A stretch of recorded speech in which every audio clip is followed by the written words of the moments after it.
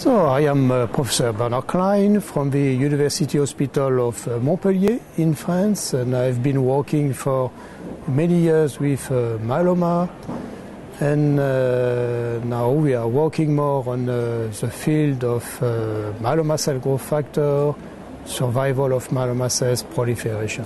So there's an important session about myeloma cell biology, cover 4 fields. The first field is unfold protein response. One characteristic of myeloma cells is that they do produce a huge level of immunoglobulin as normal plasma cells. And in order to protect these cells from apoptosis, there is the cells initiate a response, the unfold protein response. And Dr. Lee has reviewed the major finding about unfold protein response, showing that in particular one factor of this response, XBP1, is involved in the emergence of plasma cell tumor, and probably we have a good way to target this unfold protein response in order to kill myeloma cells. So bortezomib could be a very important agent in order to target the unfold protein response. I presented the second topic about the cytokine pathway in myeloma and how to target this cytokine pathway.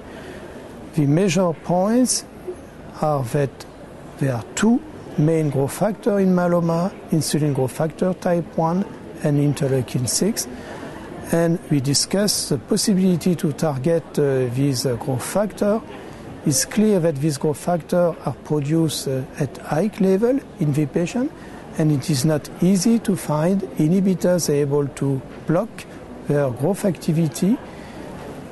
One interesting point is to identify windows in which the myeloma cells are quite accessible to these inhibitors, and is what we propose regarding the anti-interleukin 6 therapy. The third talk deals with an important pathway that is activated in myeloma and responsible for the survival and proliferation of myeloma. This pathway is driven by several growth factors and activate the TORC1 and TORC2 protein complex. And Dr. Lichtenstein has presented new inhibitors able to block TORC2 pathway and to efficiently kill myeloma cells. So the blockade of this pathway is quite difficult because one pathway, TORC1, is involved in protein synthesis, but is also involved in downregulating the AKT pathway. So inhibiting the TORC1 pathway, in particular by rapamycin, can lead to adverse effect, in particular on other activity of AKT pathway. The fourth talk was given by Dr. Sanderson and was about a very important marker of myeloma cells and normal plasma cells, is the expression of sinecan-1, that is a proteoglycan with heparan sulfate chain. And Dr. Sanderson has shown that one enzyme, heparanase, can modify heparan sulfate chain, and in this case, heparanase can promote the growth of tumor cells in vivo. He has shown a new inhibitor able to block heparanase activity that is actually a derivative of heparin and that blocks the tumor growth in mice.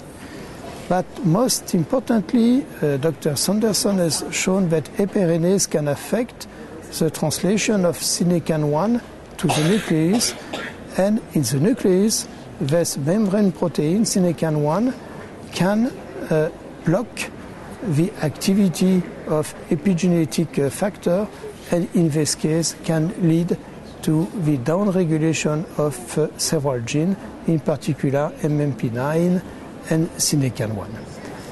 So this field in plasma cell biology is evolving very rapidly, and we can hope that new inhibitors targeting the major pathway will be developed in the near future.